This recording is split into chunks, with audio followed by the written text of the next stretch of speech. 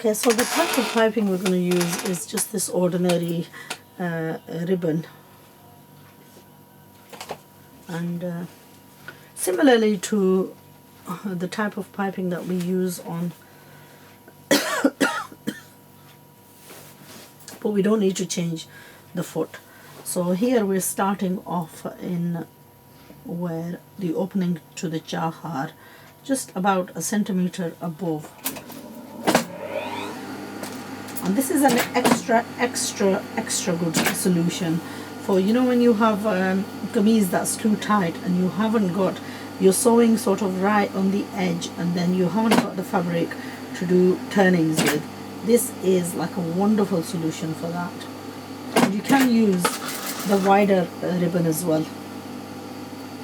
There is just one thing we're going to do. We're going to sketch this. So both the fabrics are facing right way up, and there's just one thing we're going to do is just marginally wide, and after I've attached this on, I'm going to fine tune it and just slim it down a little bit, not from the bottom area, just from the top area. And you're just sewing on the edge of the piping. You leave about an inch overhanging at the bottom and snip away, and then we're just going to go back upwards on the other side, and we're going to leave like an excess of an inch at the bottom just for the turning. Again, both the right sides facing up, and we're edging, we're actually seaming this quite close to the end, just sort of like the fabric folds in the center, so that when we're doing the top stitch it will cover any unsalvaged edges. And if it seems a little bit too much, then do trim it down, because you don't want threads showing through the seaming of underneath the ribbon, because there's nothing to give a garment a scruffy look than protruding threads. There was once a fashion show that we went to, and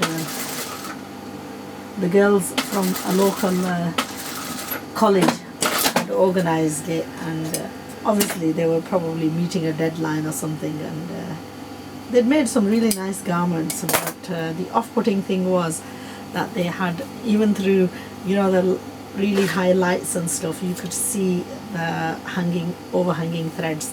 So this is what I mean. If it's like a little bit too much, then trim all this area down, so that when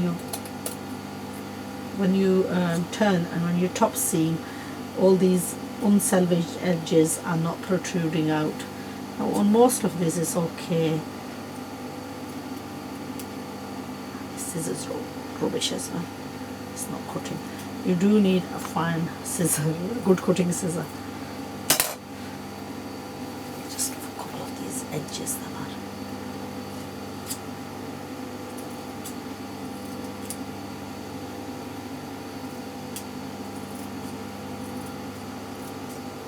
You need to have an extra person just sitting there, cutting away all the threads.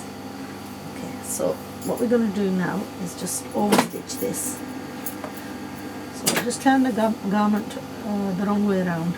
At the bottom, turn this, fold it slightly at an angle, so that when you double turn this, all the unsalvaged edge will be hidden away and will not be visible. That's another thing. Protruding corner always makes garments look very scruffy as well.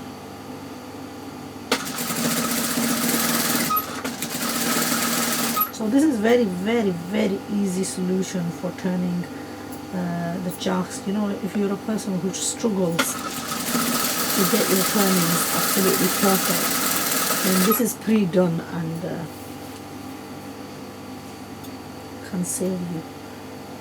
If you think this is overhanging out, you can just turn it in as well. too lazy to trim.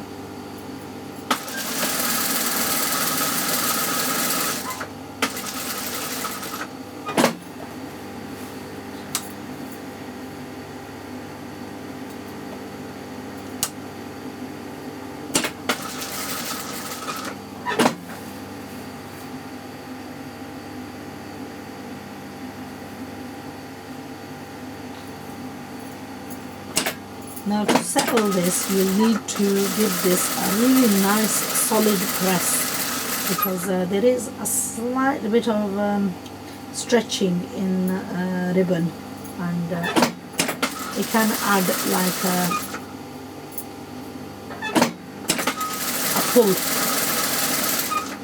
to the garment. So once you've finished stitching, make sure to hold it really tight and give it a really firm pressing.